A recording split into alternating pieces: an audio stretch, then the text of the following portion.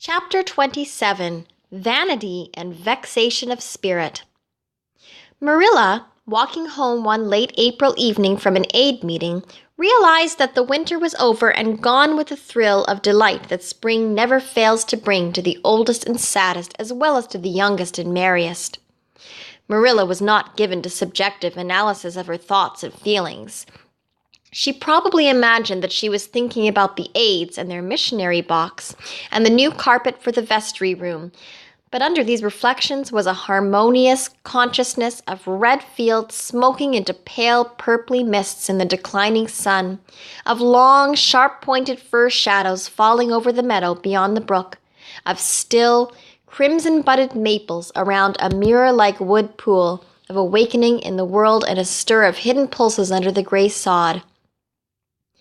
The spring was abroad in the land, and Marilla's sober, middle-aged step was lighter and swifter because of its deep, primal gladness. Her eyes dwelt affectionately on Green Gables, peering through its network of trees and reflecting the sunlight back from its windows in several little coruscations of glory. Marilla, as she picked her steps along the damp lane, thought that it was really a satisfaction to know that she was going home to a briskly snapping wood fire and a table nicely spread for tea instead of to the cold comfort of old aid meeting evenings before Anne had come to Green Gables. Consequently, when Marilla entered her kitchen and found the fire black out with no sign of Anne anywhere, she felt justly disappointed and irritated. She had told Anne to be sure and have tea ready at 5 o'clock. But now she must hurry to take off her second-best dress and prepare the meal herself against Matthew's return from plowing. "I'll settle Miss Anne when she comes home," said Marilla grimly as she shaved up kindlings with a carving knife in more vim than was strictly necessary. Matthew had come in and was waiting patiently for his tea in his corner. "She's gadding off somewhere with Diana, writing stories or practicing dialogues or some such tomfoolery and never thinking once about the time or her duties. She's just got to be pulled up short and sudden on this sort of thing. I don't care if Mrs. Allan does say she's the brightest and sweetest child she ever knew. She may be bright and sweet enough, but her head is full of nonsense, and there's never any knowing what shape it'll break out in next. Just as soon as she grows out of one freak, she takes up with another. But there, here I am saying the very thing I was so riled with Rachel Lynde for saying at the aid today. I was real glad when Mrs. Allan spoke up for Anne, for if she hadn't, I know I had said something too sharp to Rachel before everybody. Anne's got plenty of faults, goodness knows, and far be it from me to deny it. But I'm bringing her up and not Rachel Lynde, who'd pick faults in the angel Gabriel himself if he lived in Avonlea. Just the same, Anne has no business to leave the house like this when I told her she was to stay home this afternoon and look after things.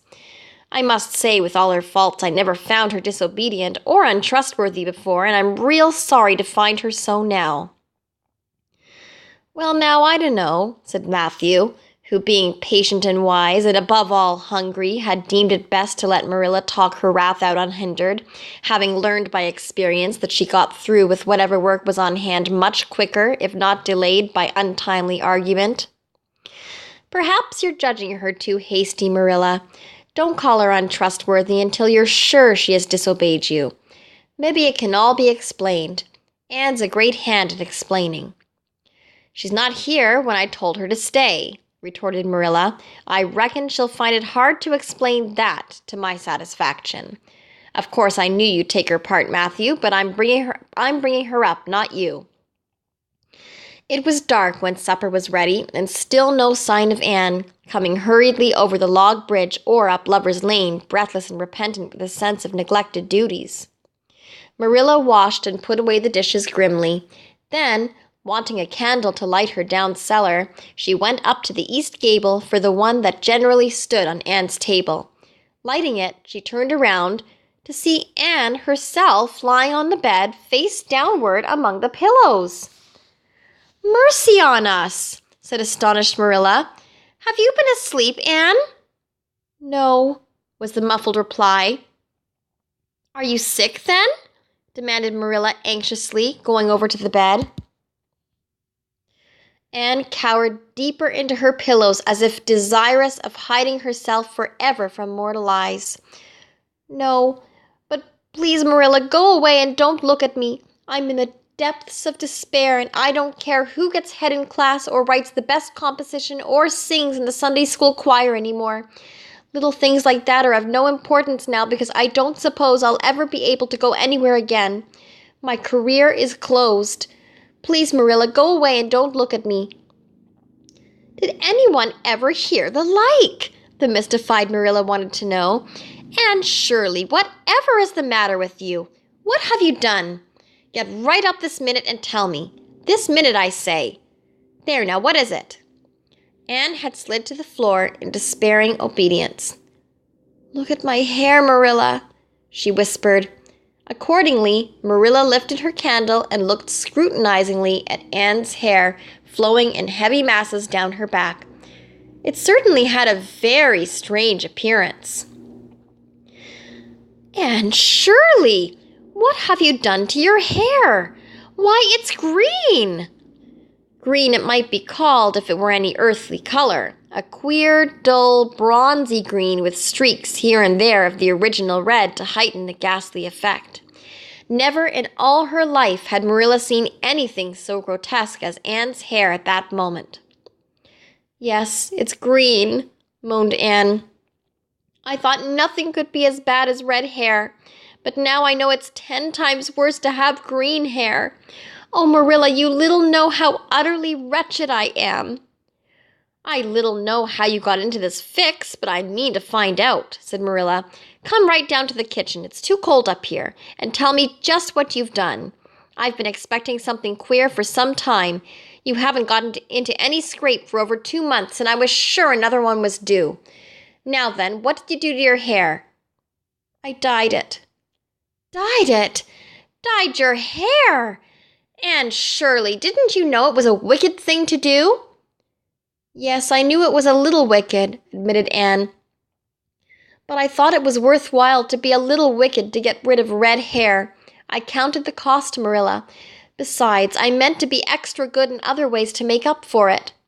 "Well," said Marilla sarcastically, "if I'd decided it was worthwhile to dye my hair, I'd have dyed it a decent color at least. I wouldn't have dyed it green." "But I didn't mean to dye it green, Marilla," protested Anne dejectedly. "If I was wicked, I meant to be wicked to some purpose. He said it would turn my hair a beautiful raven black. He positively assured me that it would. How could I doubt his word, Marilla? I know what it feels like to have your word doubted, and Mrs. Allan says we should never suspect anyone of not telling us the truth unless we have proof that they're not. I have proof now. Green hair is proof enough for anybody. But I hadn't then, and I believed every word he said implicitly."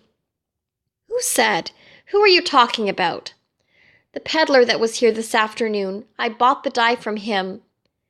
"Anne Shirley, how often have I told you never to let one of those Italians in the house? I don't believe in encouraging them to come around at all." "Oh, I didn't let him in the house. I remembered what you told me, and I went out, carefully shut the door, and looked at his things on the step. Besides, he wasn't an Italian. He was a German Jew. He had a big box full of very interesting things, and he told me he was working hard to make enough money to bring his wife and children out from Germany.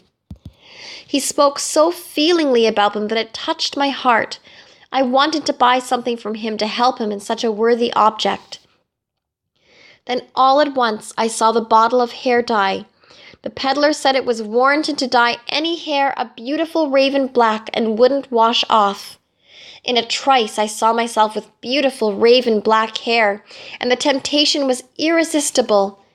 But the price of the bottle was 75 cents, and I had only 50 cents left out of my chicken money. I think the peddler had a very kind heart, for he said that seeing it was me, he'd sell it for 50 cents, and that was just giving it away. So I bought it, and as soon as he had gone, I came up here and applied it with an old hairbrush as the directions said. I used up the whole bottle, and, oh, Marilla, when I saw the dreadful color it turned my hair, I repented of being wicked, I can tell you, and I've been repenting ever since." "Well, I hope you'll repent to good purpose," said Marilla severely, and that you've got your eyes open to where your vanity has led you, Anne. Goodness knows what's to be done. I suppose the first thing is to give your hair a good washing and see if that will do any good. Accordingly, Anne washed her hair, scrubbing it vigorously with soap and water. But for all the difference it made, she might as well have been scouring its original red. The peddler had certainly spoken the truth when he declared that the dye wouldn't wash off, however his veracity might be impeached in other respects. "Oh, Marilla, what shall I do?" questioned Anne in tears. "I can never live this down. People have pretty well forgotten my other mistakes, the liniment cake and setting Diana drunk and flying into a temper with Mrs. Lynde, but they'll never forget this. They will think I am not respectable. Oh, Marilla, what a tangled web we weave when first we practice to deceive. That is poetry, but it is true. And oh, how Josie Pye will laugh. Marilla, I cannot face Josie Pye. I am the unhappiest girl in Prince Edward Island." Anne's unhappiness continued for a week. During that time she went nowhere and shampooed her hair every day. Diana alone of outsiders knew the fatal secret, but she promised solemnly never to tell, and it may be stated here and now that she kept her word. At the end of the week, Marilla said decidedly, "It's no use, Anne. That is fast dye if ever there was any. Your hair must be cut off. There is no other way. You can't go out with it looking like that." Anne's lips quivered, but she realized the bitter truth of Marilla's remarks.